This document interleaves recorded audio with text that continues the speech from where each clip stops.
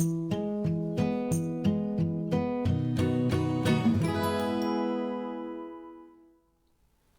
everybody, it's time for the Children's Sermon. Thanks for joining us this week. I'm reading from the collection of Usborne Bible stories, and I'm reading about Daniel and the lion's den. Oh yeah, this is a favorite story, but do you know all the details of it? They actually do a pretty good job in giving us some of the backstory before Daniel ended up in the lion's den. So we're going to listen to the story. Then I have sort of a funny joke that you're going to get to see, and then we'll head back here and talk about everything that we've seen. Here we go, Daniel and the lions. This is Daniel. He lived a long time ago in Jerusalem. When he was young, the city was captured by an enemy army. Daniel was taken to Babylon. He lived with other boys. They had good food and went to school. Daniel prayed to God every day. Daniel grew up wise.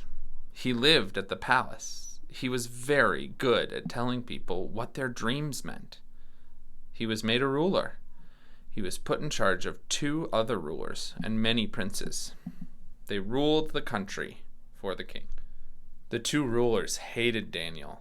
They wanted to get rid of him. They tried to find something he had done wrong, but Daniel was good. The 2 rulers went to the king. "King Darius," they said, "make a law that everyone must pray only to you, or they must die." Daniel heard about the law. He would not obey it. He knelt by his window 3 times every day and prayed to God. The 2 rulers watched him. They hid among the trees. Then they went off to tell the king about Daniel. The king was very sad. He liked and trusted Daniel, but he had made a law, and Daniel had broken it. Daniel must die. Daniel was arrested. He was put into a pit full of hungry lions. "May your God protect you," the king shouted to Daniel. The king went to his palace. He was so upset. He didn't want anything to eat, and he couldn't sleep. He sent his servants away. The king went to the lion pit. It was very early the next morning. "Daniel, did your God save you?" he shouted down into the pit. "I'm here, O king. God sent his angel to stop the lions from killing me," said Daniel. "God knows I have done no wrong." The king was delighted. He had Daniel set free. Then he told his guards to put the 2 rulers and the princes into the pit. The king made a new law. He ordered everyone in his kingdom to pray to Daniel's God. God had saved Daniel from the lions. Once upon a time, Satan and Jesus were in a computer programming battle. They were trying to create the best program on their separate computers. They coded and coded and coded and coded, working day and night, furiously trying to come up with the best program. Suddenly, in the middle of the competition, the power went out. No! The computers were shut down. No! They were not working for a moment. When the power came back online, the competition's timer concluded, and both Jesus and Satan had to submit their work. Because of the power outage, Satan had nothing to show for his efforts, just a blank computer screen. When it came time for Jesus to present, it was like a miracle.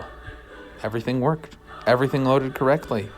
Jesus had won the competition. What? How was that Satan possible? was indignant, though. He couldn't believe it. I lost all my work. There Here's was what a power Satan outage. failed to There was see. no way. How did he Jesus do this? How does he still have all saves. his work? I lost everything. The end. All right. Well, wasn't that fun? Yes, and quite the funny joke. Jesus saves. Do you get it? Jesus saves his computer file on the computer, and we say that all the time. Jesus gives us salvation. Ha ha! It's a joke. It's a pun. Hooray! But Daniel and the Lion's Den is a story that seems to always end up in children's Bibles like this, and you probably have heard it before in Sunday school because it's magical. It captures our imagination in the way that it talks about how Daniel spent a night sleeping with lions and yet he was okay. But what does this story mean? What's it all about? Well, it's about God saving Daniel. Daniel was in a tough spot and God saved him. Jesus saves us from all sorts of difficult moments. I want you to think about that this week. Not just when we say Jesus saves, we think about how Jesus will save us and bring us to heaven when we die. But how does Jesus save today? How does Jesus save you today? I just want you to think about that. That's all your homework is to think about what is salvation look like for you right now. What do you need God to save you from today? Maybe you're having a hard time in school. Maybe you're really hard on yourself and you feel bad about some things. God can save you from that. God can help change your heart and make you feel better and know that you're loved even when things in this world are really difficult.